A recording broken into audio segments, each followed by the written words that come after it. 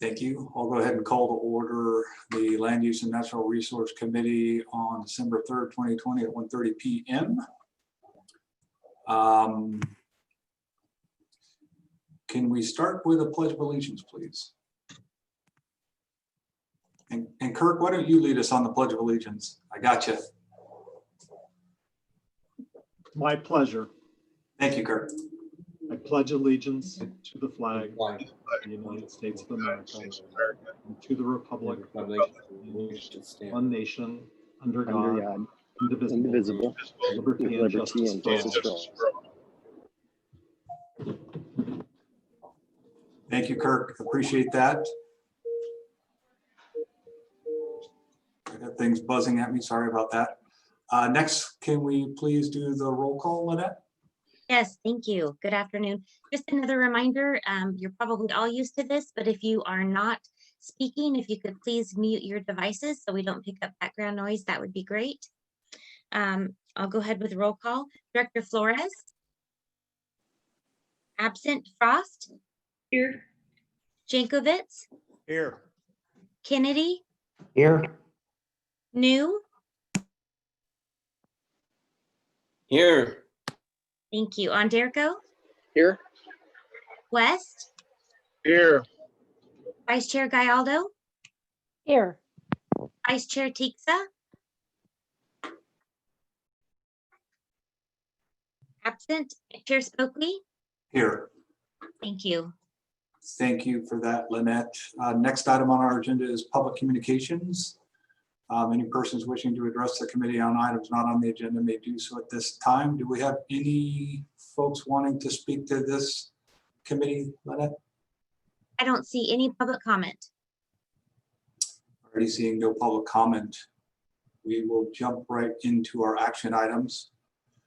First up, looks like it's you, Lynette, on some meeting minutes from November 5th, 2020.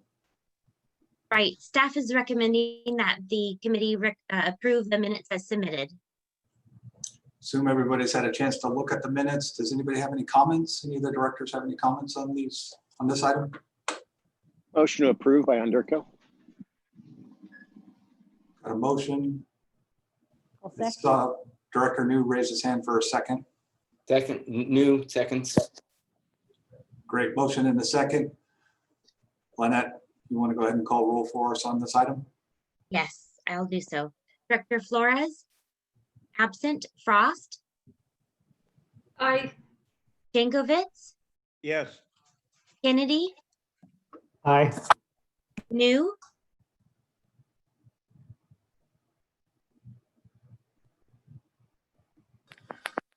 I'll note for the record Aye. that, thank you. I was going to note for the Aye. record that your hand was raised, so thank you. Director Onderko? Aye. West? Aye. Vice Chair Gallardo? Aye. Vice Chair Tixa? I'm here. Sorry. Sorry, I couldn't connect. I was Oh. busy at the restaurant. That's okay. Could you indicate your vote on approval of the minutes? Yes. Thank you. And Chair Spokely? Yes. Motion carries. Thank you, Lynette. Next up, our second item is a report on Green Means Go zone nominations. Jennifer Hartgrove, there you are. Yep. Hi, good afternoon. Hello. Today I'm here requesting an action from the committee, that action being the adoption of a regional set of green zones. I'm going to share my screen quickly here and get my presentation going. I can do that. Okay. Great.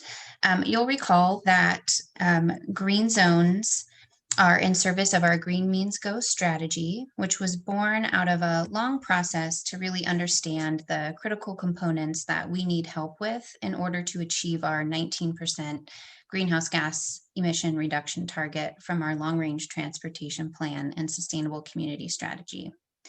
The committee has had several presentations zone, Green Means Go, and the green zones on a fairly regular basis. So I won't spend a lot of time today on this background, but happy to answer any questions about the Green Means Go program and how we got here. The Green Means Go strategy itself is to accelerate infill development in green zones and support and accelerate travel options that can assist in reducing vehicle miles traveled, and then really support the electrification of any remaining VMT. Again, this strategy is about targeting specific places, those green zones that we're here to talk about today. The committee will recall that several months ago, we began talking about green zones, how we identify them, what criteria should we use, and we developed and adopted a framework. And then just over the last few months, we put that framework into action and held a local nomination process. Over a 2-month period, we solicited staff from cities and counties throughout the region to nominate green zones. I'm excited to say that 23 out of our 28 jurisdictions nominated green zones and took that through your local resolution process as well. Some of those are still going on at the moment. The parameters that we had for the green zones were that these had to be in infill locations, and we did want to see some demonstrated policy match, that these are places that you as the local agencies support and want this infill development. The resulting green zones represent a diversity of places that really showcase the diversity of place and people that we have in the region. The green zone geographies, as you can see a little bit on the map, intentionally fuzzy as we narrow down the exact boundaries here, but they range from small areas to large areas, from rural areas to urban areas, from employment focused to housing focused, corridors to centers to entire communities. They also represent a diversity of people living in these areas and working in these areas. Generally, the census tracts that cover these green zone areas are more racially diverse than the region as a whole, and households in these census tracts generally have lower incomes compared to the rest of the region. The green zone nomination process was specifically about identifying these priority infill areas. We didn't ask for specific funding needs, but we did ask to give us some information so that we can better understand the barriers to development and at least a better understanding of some of the funding needs that are out there. Not surprising, the majority of the green zones that were nominated identified most of these needs that we've been talking about and focused on with Green Means Go. So now that we have this local nominated set of green zones and the really great information that was provided about them from your local staff, we're excited about continuing to evolve Green Means Go. In terms of near-term next steps, it is one of our priorities to continue lobbying for funding for Green Means Go. Having these green zones identified will be a real asset to that work. Additionally, the next item on your agenda today is related in that we're taking a small piece of our REAP funding and putting it towards supporting planning in these green zones so that we can really continue to support and ready these areas for future funding opportunities. We also know that priorities change, and we intentionally made the framework for establishing the green zones to be flexible and recognize the need to have changes happen over time to the strategy, but also to the green zones themselves as this work evolves. Specifically, even though we're asking today for an action to recommend that the board adopt these green zones, we will likely continue to make refinements to these geographies. We do expect that many of these are truly just refinements over the next few months, but we did hear recently from a couple of cities that did not nominate green zones during the nomination period, but would like to. So our proposal is that we work with these agencies and come back to the committee in 2021, probably around spring, to request an action to amend those areas into the regional green zones. Additionally, we heard from some agencies about the need to identify Green Means Go supportive transportation projects and corridors, right? We understand that travel doesn't just happen within green zones only, and transportation options are really an important part of Green Means Go.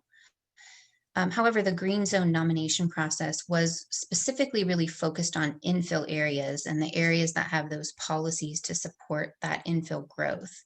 So our proposal now is to, again, recommend adoption of these green zones, but come back and work through a separate framework sometime in 2021 to focus on supportive capital improvements that are not necessarily in this set of green zone geographies, but supportive of Green Means Go.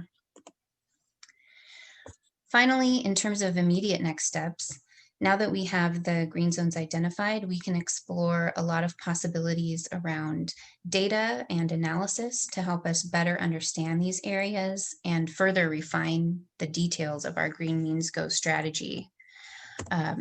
Sheng Yi from our data and modeling team provided me with just a few stats to highlight this type of information that we can now get about these green zones. So looking just at an example of the Sunrise Boulevard corridor in Citrus Heights, we can see that compared to the region, households in this green zone have lower incomes overall. People who work in this area also have lower incomes, and residents in this green zone have higher walking rates, a 14% walking mode share for residents of this area compared to an 8% walk mode regionally. These are important pieces of information because we want to understand how we support the development and the VMT reduction through land use and transportation. And we want to balance, adding value to these areas and not causing harm to the people who live and work there.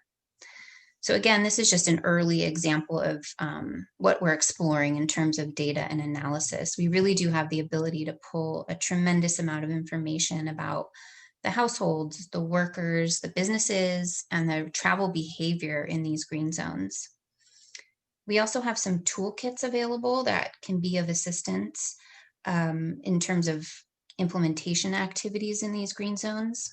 Last month, you heard Greg discuss rural main streets and a toolkit that has come out of that effort that was focused on some of the work coming out of Marysville and working with those businesses.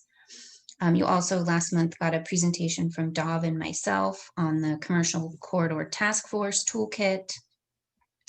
Early in the year, we completed a transit-oriented development action plan.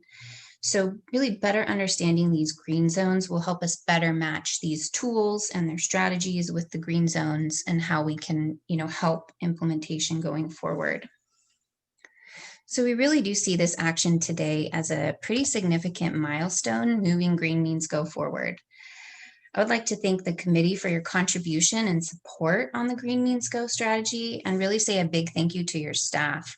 We know that nominating green zones was additional work and we really appreciate it. It's, I think, a really great example of the region coming together to support our shared goals.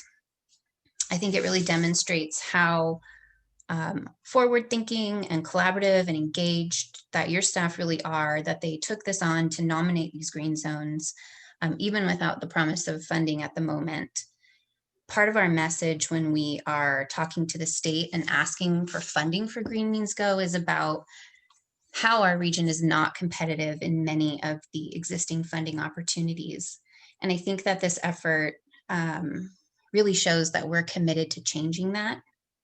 So, thank you again. And as a reminder, the action being requested today is that the committee recommend that the full board adopt all of the nominated green zones at their December board meeting. And with that, I will turn it back to you, Chair Spokley, and I'm happy to take any questions. Thank you very much for the report, Jennifer. I just want to kind of reiterate what was mentioned, that during these crazy times where we're all in countless meetings and dealing with our businesses and our jurisdictions and what the pandemic has, how the pandemic has ravaged our economies, we were able to get, and you staff were able to get a good just about everybody. We only have 3 or 4 folks that didn't put in nominations, but that expressed interest to put in nominations. So that's I think pretty impressive. So again, thank you for your help. I know that SACOG staff helped my jurisdiction get something pulled together, and we're certainly grateful for that, because we do think that this program will be great once we get the funding needed to kind of move things forward. So thank you very much for that. I'll go ahead and open it up to any other directors that may have questions or comments for staff. Director Frost. Thank you, Chair Stokely. I was just curious to know who were the jurisdictions that would be coming on at a later time, who did not wish to Sure. adopt green zones early on. Sure. And it's not, I can't commit to for sure that they will, but we've heard from the city of Ileton and Yuba City that they might be interested in nominating green zones. And then the other 3 that if we're going to do that, we would reach back out to, but they haven't approached yet, would be Loomis, Lincoln, and Sutter County. So we would give them the same opportunity as we will be extending to Ileton and Yuba City if they would like to come in later. I was just curious. Thank you. Any other questions from the directors?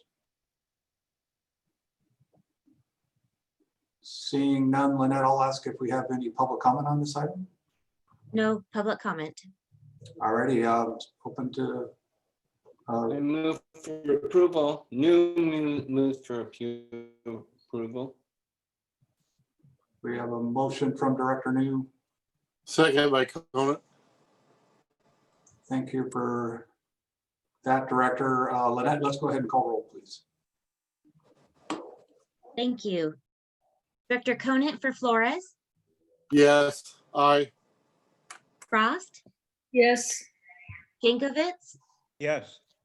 Kennedy, Aye. New, Aye. Anderko, Aye. West, Yes.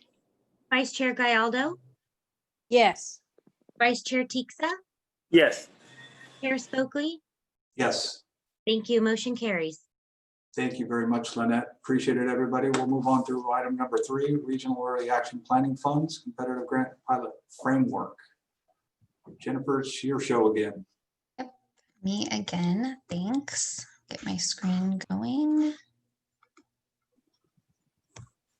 Thank you. All right. This item is related to the REAP program. REAP is our Regional Early Action Planning funding. That's one-time funding coming to SACOG through the State Department of Housing and Community Development for housing planning activities in our region. I'll be providing a brief update on all the components of the REAP program, but we'll really focus then on the framework for the competitive grant program, since that is the action that we're requesting of the committee today. To begin, I'd like to share the guiding principles that we set for the overall REAP program.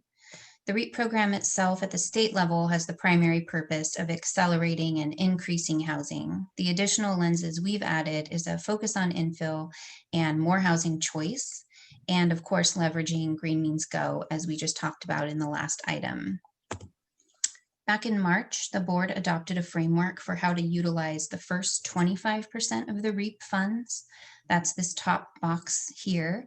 And then the board followed that with an action in June to adopt a framework for how we would spend the remaining 75% of funds in this middle box here, plus our pass through to Lake Tahoe. So together, this slide represents the board adopted plan for how we will utilize the full almost 6.8 million coming to SACOG. I'm going to stay on this slide for a couple minutes and give some updates on the work to date. And then, as I said, I'll get into the details about the competitive grant program.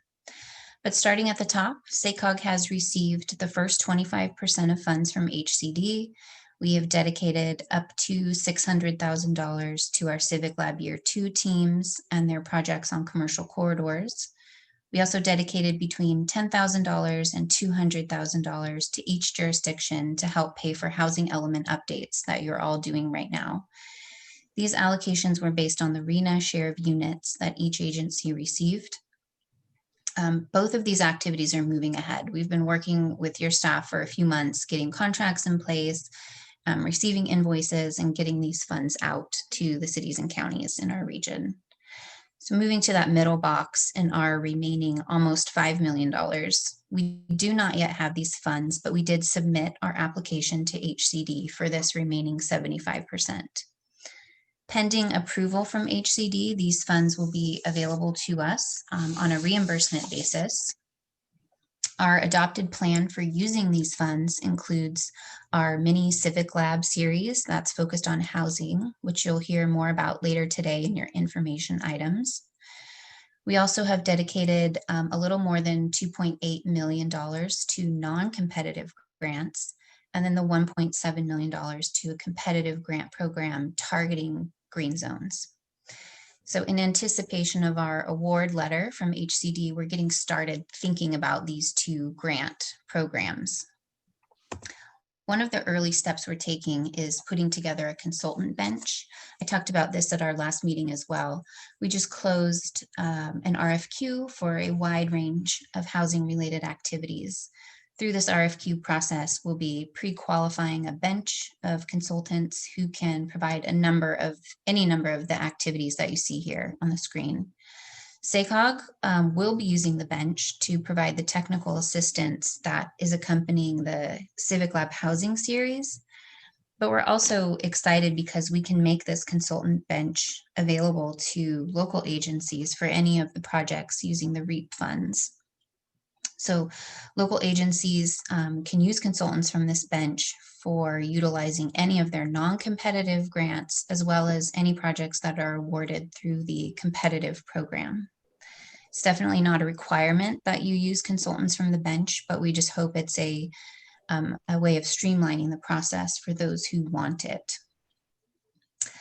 We also know that a reimbursement-based type grant can mean some carrying costs for the local agency in terms of getting the consultant paid, and that can be a challenge for many of you.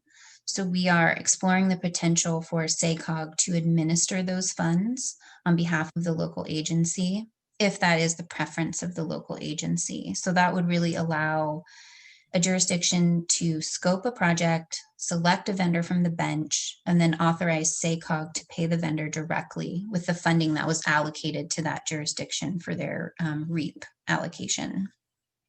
I know that was a bit of background on overall REAP, so I'll jump now into the focus of the action that is being requested of you today. The overall REAP framework that was adopted in June outlined the details of the non-competitive funding round, which is shown here on the left. This included a set amount being allocated to each city and county based on their RENA. This ranges from $40,000 to $600,000 per jurisdiction. The application process for this non-competitive grant is intended to be just a very simple letter to SACOG. It allows for a pretty wide range of activities, so long as there's a housing nexus. But the adopted REAP framework from June did not really provide that same level of detail on the competitive grant. It allocated the funds and it said, we'll use this 1.7 to supporting green zones and green means go. And then it made a commitment to come back to this committee with a framework. So what you see on the right side in italics is pieces from the draft framework that is before you today for your consideration. And I'll dive into these details in the next few slides, but wanted to highlight these two programs side by side, just to point out that we're thinking of having the same application period for both. We hope that that's not a burden, but actually helpful so that agencies can be thinking about how they're going to utilize the money that was allocated to them on the non-competitive side, and then what or if they want to be applying on the competitive side as well. Attachment A in your staff report is a draft framework for this competitive grant program outlined here on the right.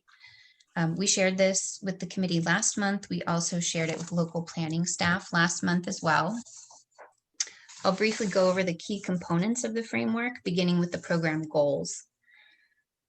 Building off the larger REAP framework and the Green Means Go strategy, the draft goals we've set for this program include increasing or accelerating housing, supporting green zones, reducing VMT, and supporting public engagement on any planning work that is awarded in these green zones. In terms of project eligibility, proposed projects must be in a green zone pending the SACOG board adoption of those green zones later this month.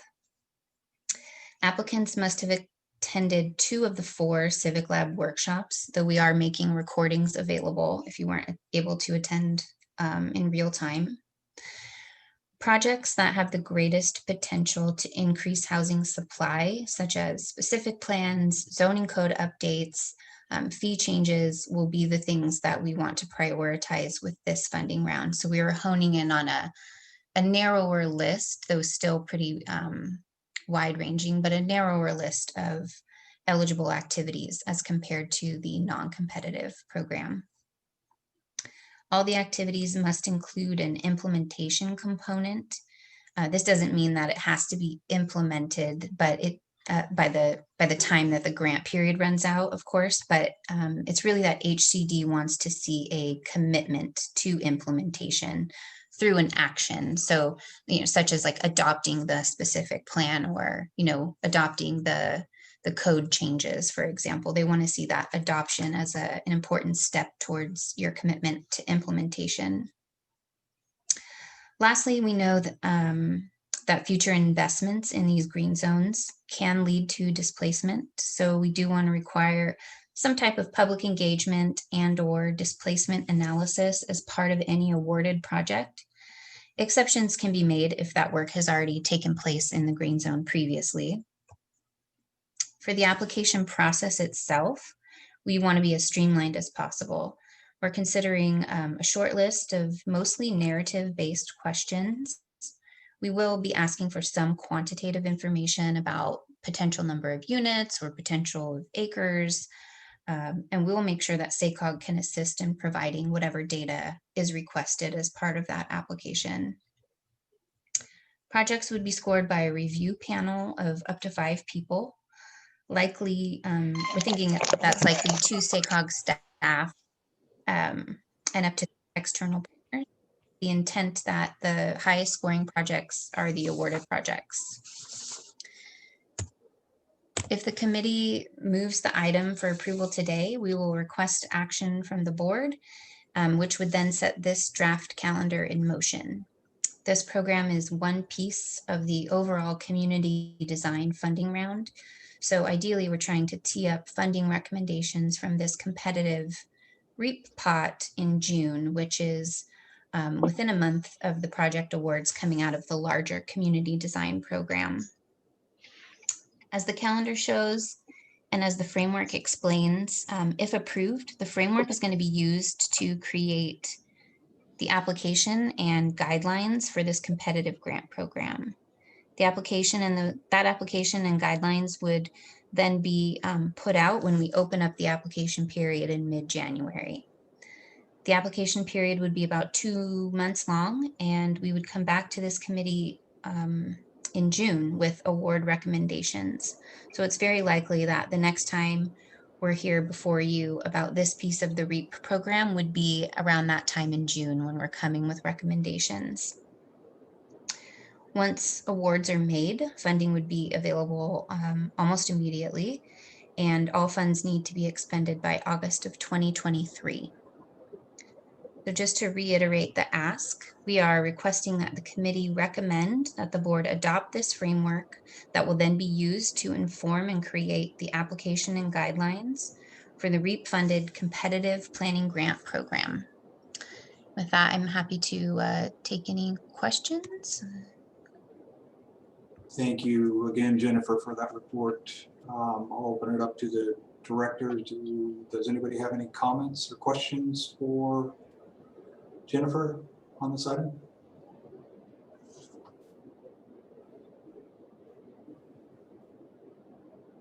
All right, I'm seeing none. I was going to ask some questions about when you get to forming the review committee, you mentioned some professionals. Are these just folks that have a planning background? Are they folks that have who might some of the external reviewers on the committee, who might they be? HCD is one that we've already asked that they would be able to participate and have agreed. Outside of that, we've just been having ideas, trying to follow a little bit of what community design does in their traditional program, and trying to get some expertise of people who have, housing expertise, but because they're in these green zones, looking for folks that maybe have some economic development expertise as well. It's hard to pull like consultants from our region because, we don't want any kind of conflict of interest or anything like that. So we would be looking for maybe some professionals, but maybe outside the region, or maybe ones that ULI might recommend, but people with a housing background in particular. Yeah, I was going to mention ULI, but you beat me to it. So that's good that you're thinking they might have some good suggestions for us. Lynette, do we have any public comment on this item? No public comment. Once again, I'll bring it back to the directors. Do we have any other questions or comments for staff on this item, or I'll entertain a motion? I'll move approval. Director Aldo moved. Do we have a second? New was second. And Director New has seconded. Lynette, you want to go ahead and call roll? Thank you. Director Conant for Flores, Aye. Frost, Aye. Jankovitz. Director Jankovitz, could you indicate your vote, please? Okay, I'll come back to him. Kennedy, Aye. New, Aye. Onderko, Aye. West, Aye. Vice Chair Gallardo, Aye. Vice Chair Teeksa, Yes. Chair Spokely, Yes. and Director Jankovitz, if you can hear me, if you could please indicate your vote. Yes. Thank you. Motion carries. Thank you, Lynette. Thank you, everybody.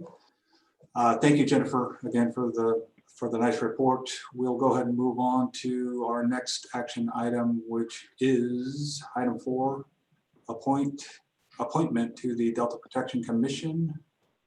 Lynette, this is your item. Actually, I'm turning this over to Eric Johnson. He'll present the item. Excellent. Hi, good afternoon. This is only the second time that this item has come before SACOG. In 2013, the legislature amended the code that deals with the composition of the Delta Protection Commission and provided SACOG with the ability to appoint a city member from the counties of Yolo and Sacramento to serve on the Delta Protection Commission. During that time, Christopher Cabaldon from West Sacramento has been the appointee from SACOG. And of course, with him leaving office at the end of this year, SACOG needs to appoint a new member to this body. Its next meeting is on the same day as our January board meeting, and they only meet every other month. And so the staff recommendation is to take this appointment and allow the chair, whomever that may be for next year, to make the appointment to the Delta Protection Commission. Typically, the chair, of course, makes appointments to the committees of the board, as well as our other external representation with CalCog. But since we've only done this before, we wanted to bring it back to the board and get concurrence on having the chair make the determination. I'm happy to answer any questions. Thank you, Eric, for the report. Appreciate it. And just to clarify for all of us that the appointee must be from Sacramento or Yolo County, not from any of the other counties represented. That is correct. Okay. Excellent. I'll open it up to to the committee. Do we have any comments or questions for Eric on this item? Mr. Chair, this is Underco Yes. from Loomis. Hi, Eric. Hi. Eric, so Sacramento County or Yolo County, could they also be within the city of either two of those counties? Representative, It must be actually a city member, yes. a city member from each of the counties. Got it. Okay, thanks for that From point of either, clarification. yes, of course. Thank you, You Mr. bet. Chair. Thank you, Director. Eric, I do have a quick question. What's Sure. what's the nature of these meetings? Are these day-long meetings because they're only every other month? Are they a couple hours? Do you have any idea what the typical meeting with this commission looks like? I'm going to ask Clint, actually, I don't know if you know, I know your team has been reviewing some of the agendas for those meetings regularly. I do know they're every other month. I'm not positive how long they run typically. I can probably pull that up pretty quickly and give you an answer here in a minute, but they are every other month. It's all right, Clint. I was just curious. I know some meetings that are quarterly or every other month. Sometimes they get bigger, more packed agendas. So I was just curious. That's all. Anything else from the directors on this item? If not, I'll go ahead and entertain a motion.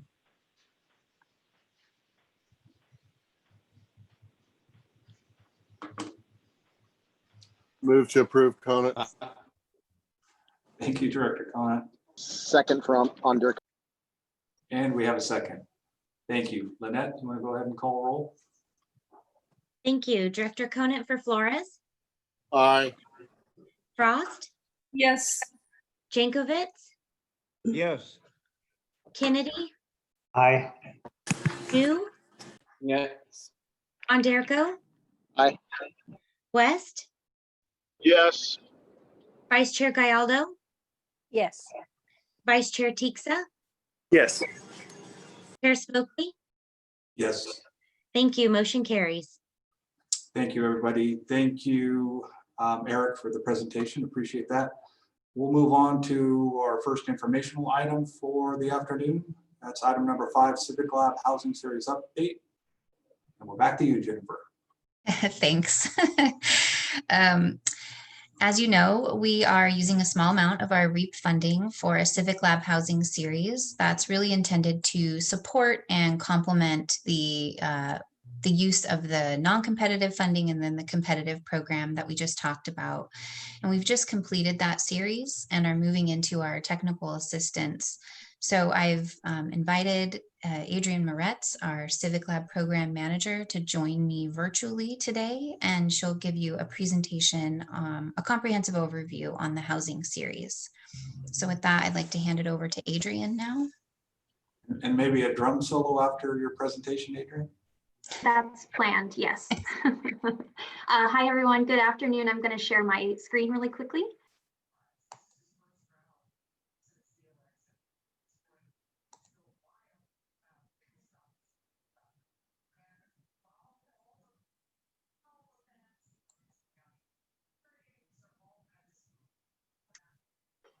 There we go.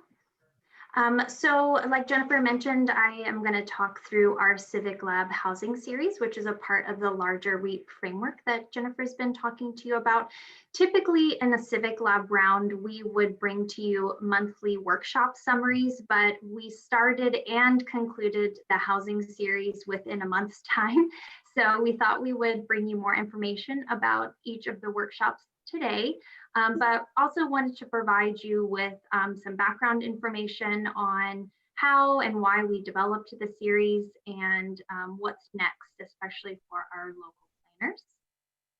So the series was a 4-part virtual workshop series. It was designed for and with our local agencies, so local planning staff, each of the jurisdictions, really as a precursor to the competitive and non-competitive pots of funding that will be available in early 2021.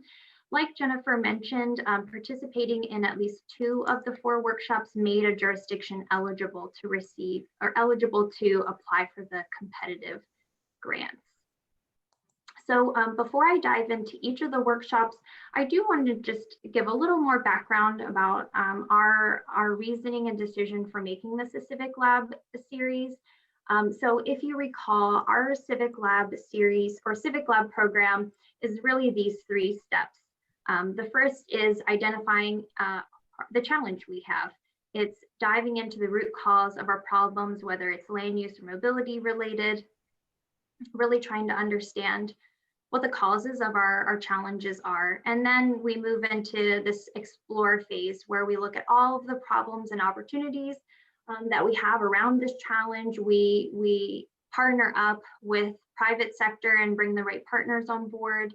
This is where we bring in all of the experts for discussions, educations, and then we look at all of those opportunities and pilot a solution. So we're in a bit of an interesting place here because we know what our challenge is, getting more infill housing in the region. We know that from our work in the second year of Civic Lab through the subsequent Commercial Corridors Task Force, our RENA process, what's happening at the state, the REAP framework, even the Commercial Corridors Task Force Toolkit that Monica will present next includes a list of all of these barriers. So we have the challenge identified.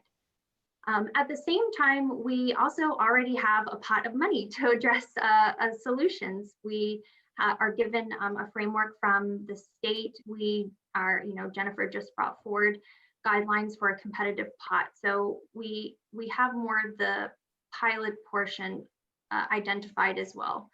So where there was a gap was this middle exploration. And this is where we really tried to understand how we might solve for the challenge. It's where we educate ourselves on what opportunities are out there. This is really the meat of the Civic Lab process.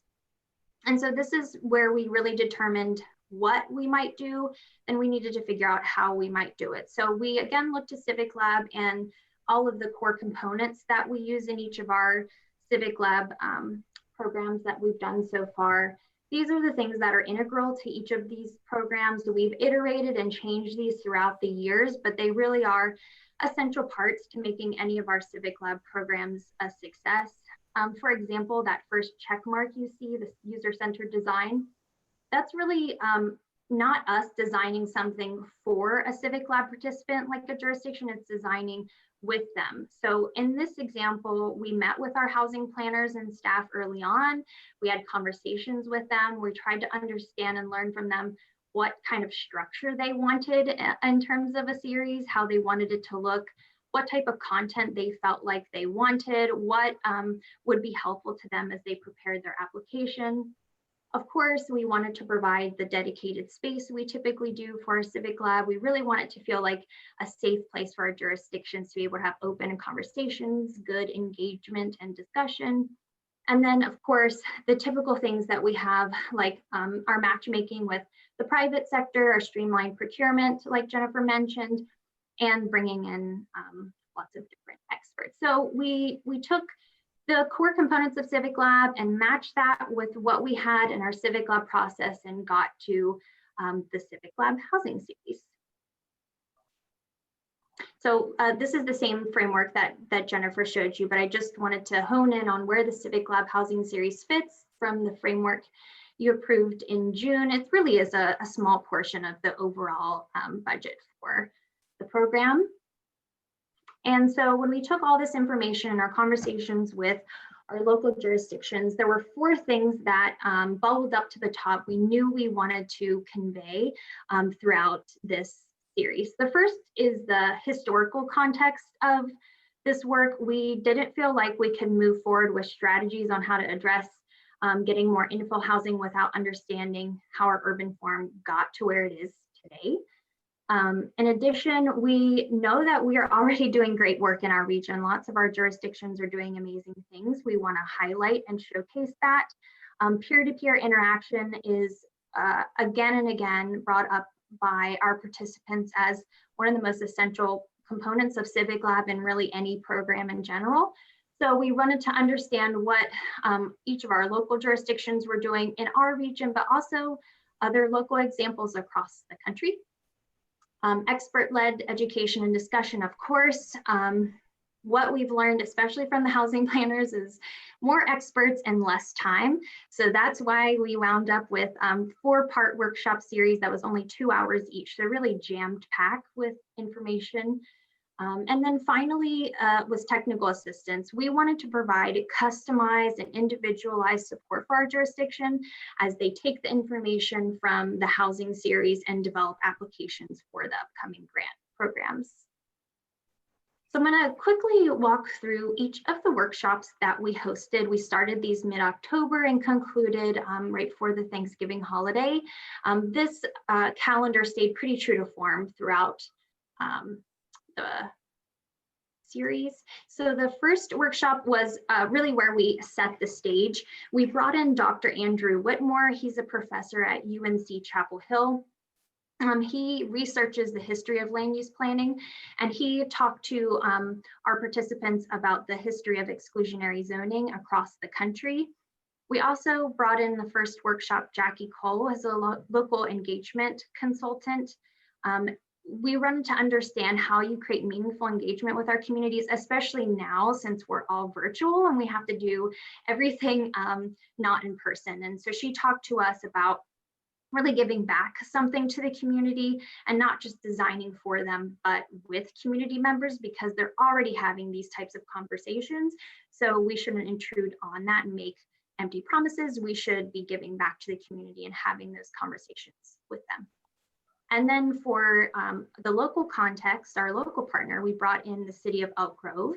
For the first workshop, they talked about their really, really cool out-of-the-box tool that they use called Balancing Act. Balancing Act is an online tool that's typically used for budgeting. So a resident might go in and make a balanced budget that they could submit for feedback. Elk Grove worked with the company to transform that tool into an interactive way for residents to provide feedback on the city's housing element work. So you could create a balanced housing plan like you would a balanced budget. We wrote a full current article on their work around this, so it's really exciting.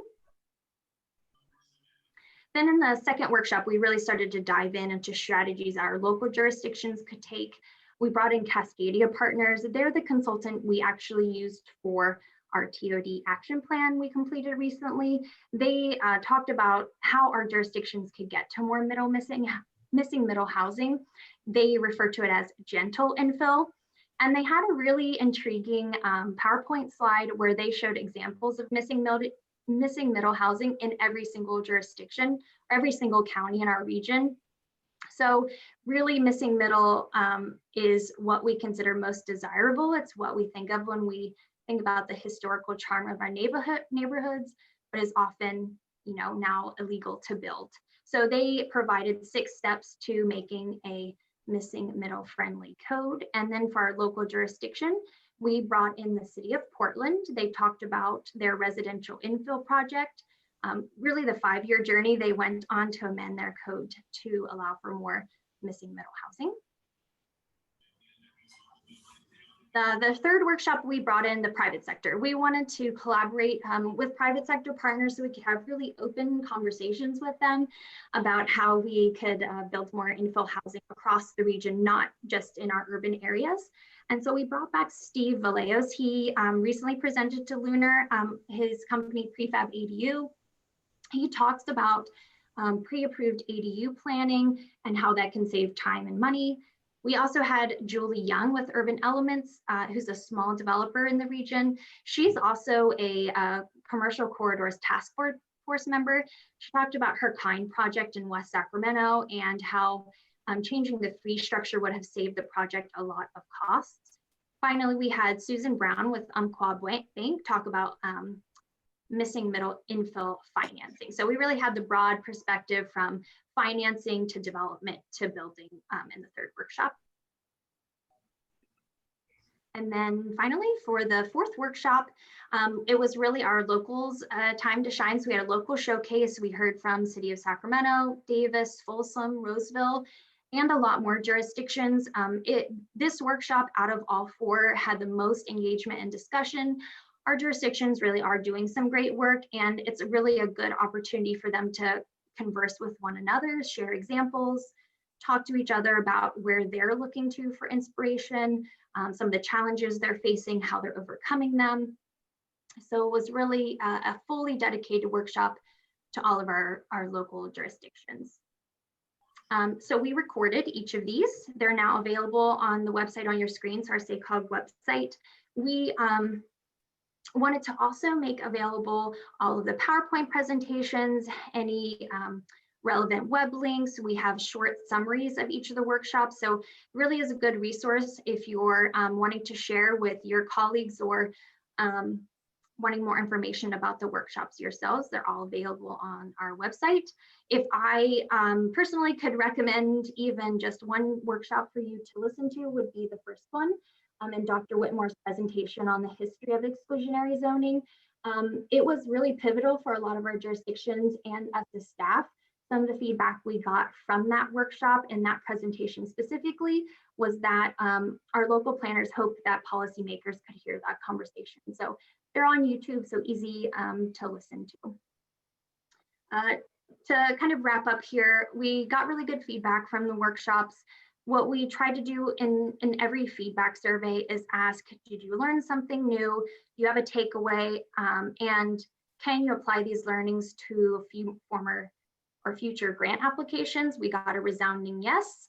One of my personally favorite comments was someone who said that they weren't an original fan of using any REAP dollars for Civic Lab, but they're fully converted and to keep them coming. So I think that's a good sign.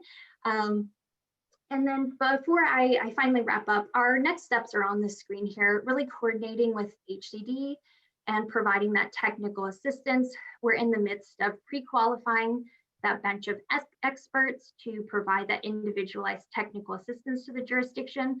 So the timing was get these workshops done in time to provide technical assistance before the applications open up.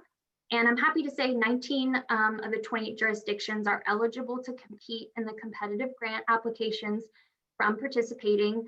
But like Jennifer mentioned, it's definitely not too late. We're reaching out to each of the jurisdictions who didn't participate in at least two, so that way we can encourage them to watch the recorded sessions and provide them any resources they might need to be eligible. So at least one jurisdiction from every single county will be eligible to compete in the competitive pot you just approved for the board. So we're really excited about that. With that, I'll pause and take any questions. Thank you.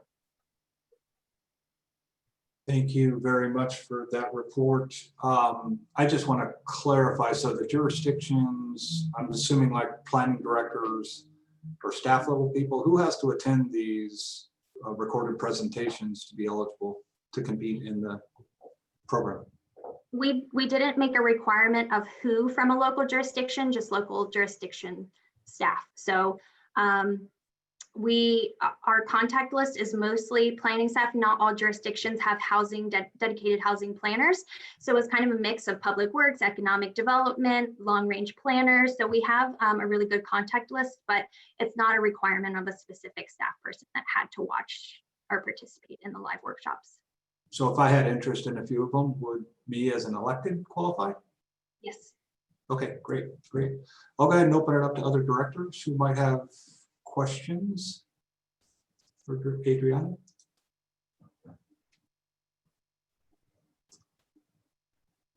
All right, got a quiet group today. I'm seeing none.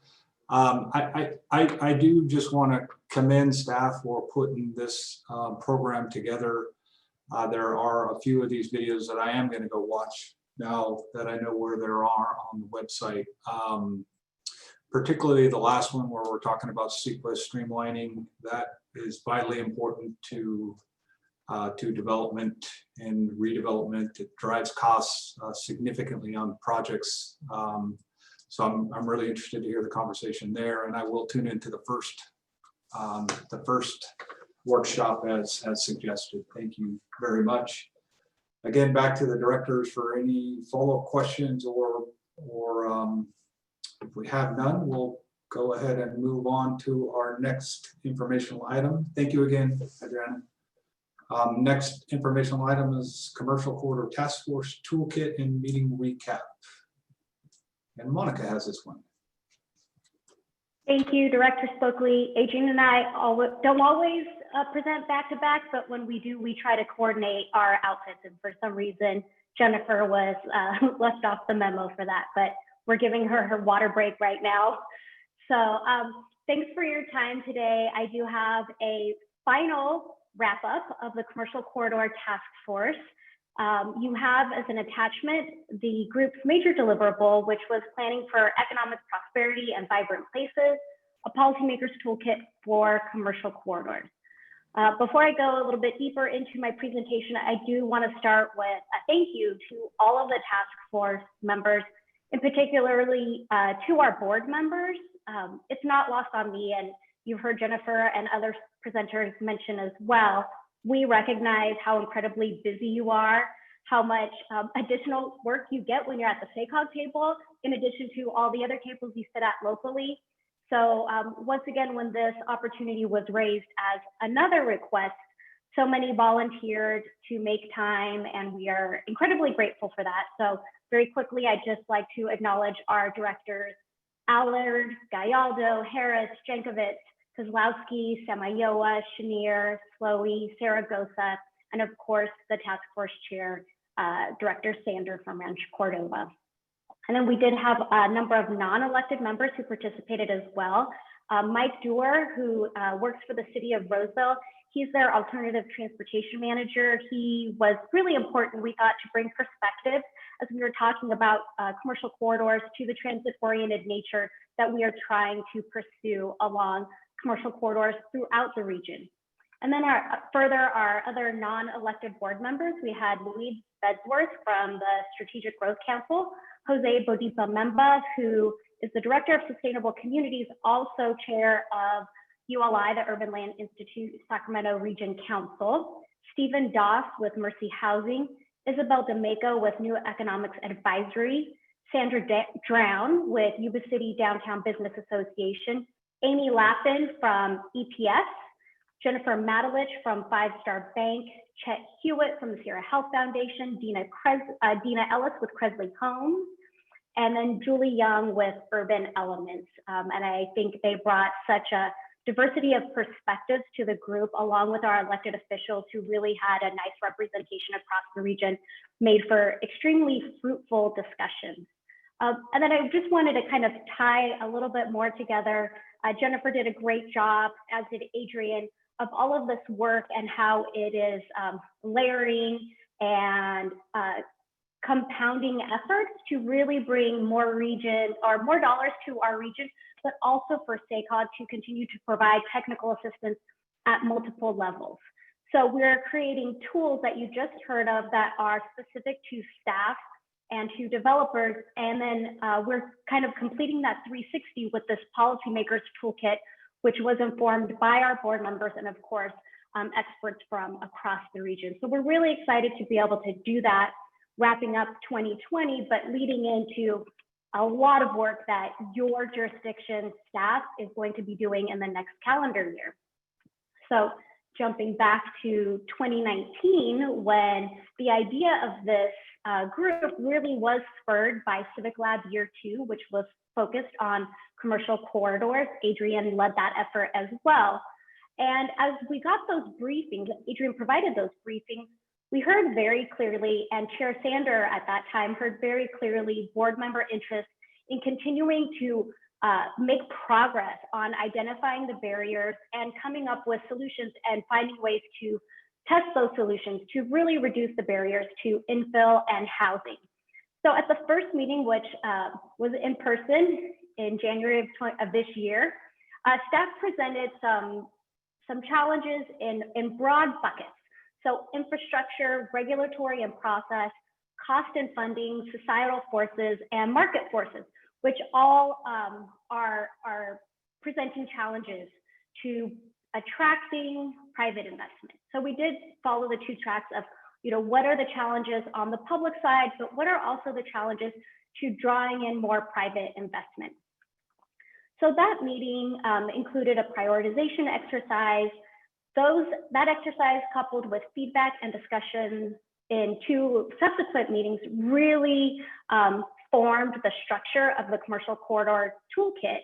and that having 6 overarching themes, which were improve infrastructure, simplify development review processes, reduce costs and fees and increase transparency, address zoning barriers to housing choice and opportunity, incentivize affordable housing, and reduce displacement. And as Jen mentioned earlier, she presented the comprehensive draft last month, so I'm not going to walk through that. I'm going to talk about our next steps. Of course, I would love to entertain a discussion when I'm done presenting, but aside from that, staff is still following up on some comments we heard in our last meeting, specifically related to the very popular topic of per unit fees that can sometimes triple the cost for developers that are working on multi-unit projects compared to doing single family housing. That we want to be able to do our own due diligence before we release the final draft, which doesn't require an action from this committee or from the board, but we did want to follow up because we do very much respect and value the feedback that we've gotten from the members. And then one of the ideas around that per unit per fee is what is actually legally feasible. So we want to be able to include that information, because if there is a legal barrier to trying to test out per unit compared to square footage, we want to be able to have that information for all of you. We also did some polling questions in our final meeting that we want to follow up on as well. So as I said, there's no ask specifically other than any additional feedback or final comments from this group, but I do have somewhat of a 2-part request for all of you.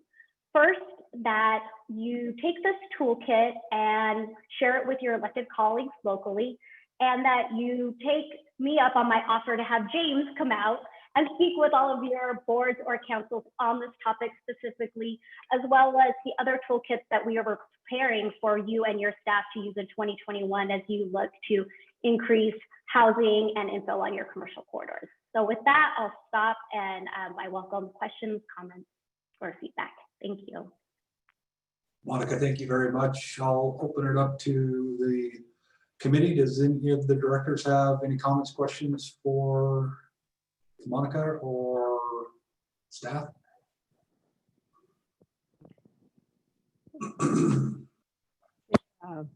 Mr. Chair. Yes, Director Darko.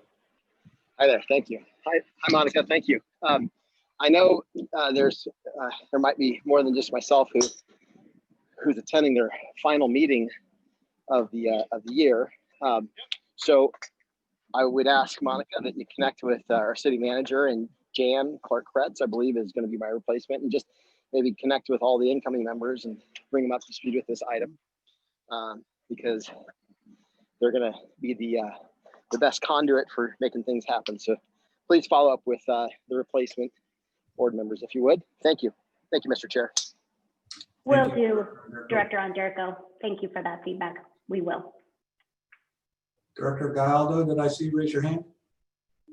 Yes, I just wanted to let you know, I think this was just really, really an informative group. I learned a ton. I'm looking forward to some of that information getting out, but I think the piece in particular, hearing from the developers about the cost per unit, I just really appreciated what we've done. I learned a lot from it, and I think that we might be able to do some different approaches and get creative together. So it was just really valuable use of time. So I appreciate the team getting that group together. Thank you, Director Galdo. Any other directors? Monica, thank you again for the presentation. I've not gotten through the full toolkit, but I am looking forward to reading through it again. A lot of this is kind of in my wheelhouse and what I do in my day job. So thank you very much for this. I will get this out to my colleagues and staff in my community. And as Monica suggested to all of us, that would be great if we could get this sent out to others in our jurisdictions. All righty, we'll move on to our next item, which is item number 7, upcoming Mather Airport Land Use Compatibility Plan Update. I see Gregory somewhere. There you are, Greg. Me.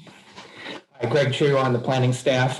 Been before this committee and the board before a few times this year about the Mather Airport Land Use Compatibility Plan. The short story is SACOG serves as the Airport Land Use Commission as designated by the state. We have plans for each publicly used airport in the 4 counties, Sacramento, Sutter, Yolo, and Yuba counties. And that plan, the Airport Land Use Compatibility Plan, identifies land uses and compatible land uses surrounding airports. Has nothing to do with the operations of airports or anything like that. So we're updating that for Mather. And the last action that the full board took and this committee looked at was in September, was to release the draft plan to the public for public comment.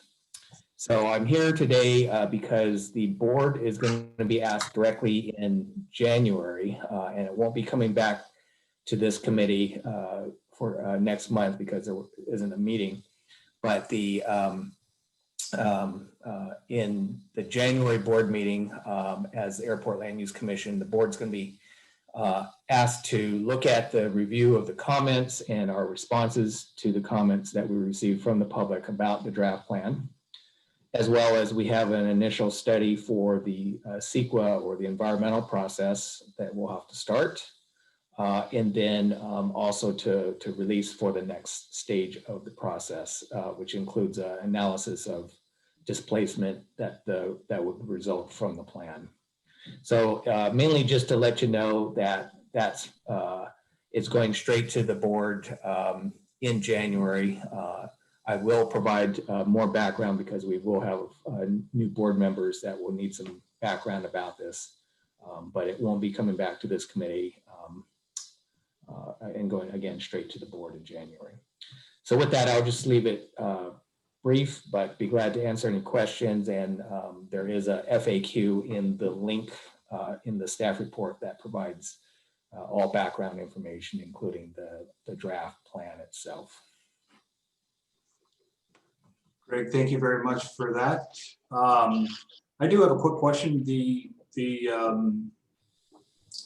Well, we have an airport in our community, and when we go through this process, we get the comment, the questions about airport noise, too much noise, and then it seems like we have a forever increasing kind of encroachment requests coming from our neighbors around our airport. Did you get a significant amount of comments on this plan? Or was it mostly jurisdictional comments? Yeah, so far we've been working with the major housing developers surrounding the area. We've been talking to them individually, but more importantly is the Sacramento County Department of Airports. They've been working on the plan. They have a reuse plan that was adopted a few years ago. So they've been working out in the community for quite a while. So the results of those efforts are reflected in this. And I think many of the issues regarding compatibility were addressed long before this process started. Now, it's not to say that we've resolved all of them, but by far the vast majority of them have been already been addressed. Great, thank you for that. I'll open it up to directors. Does anybody have any questions or comments for Greg?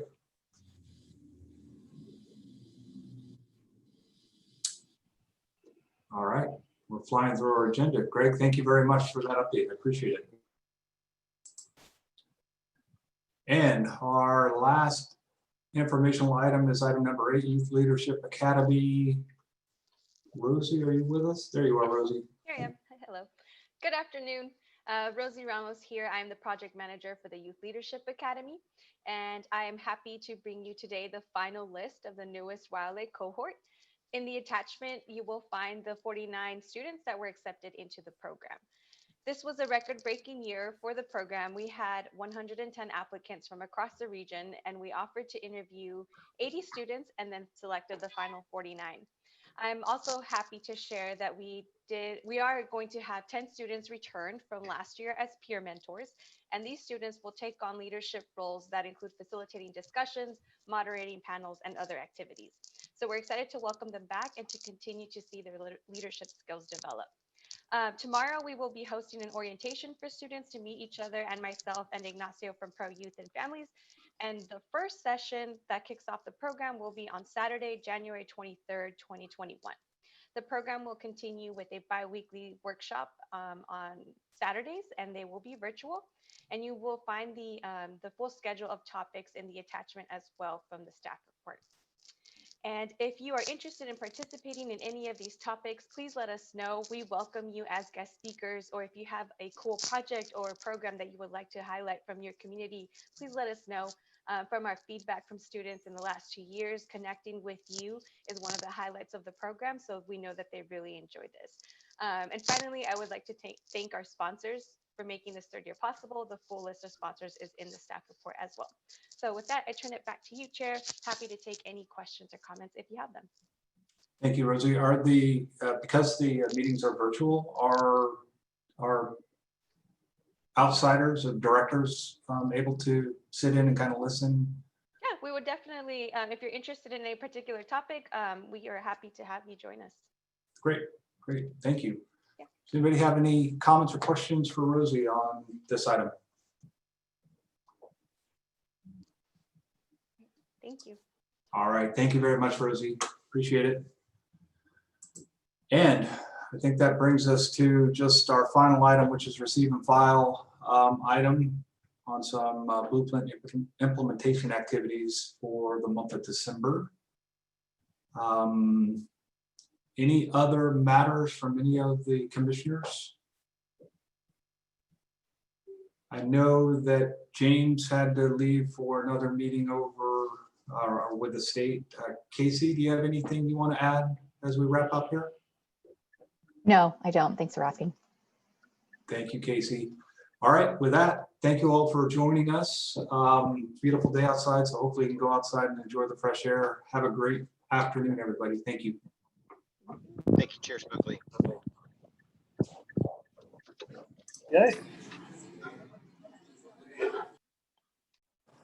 Thank you.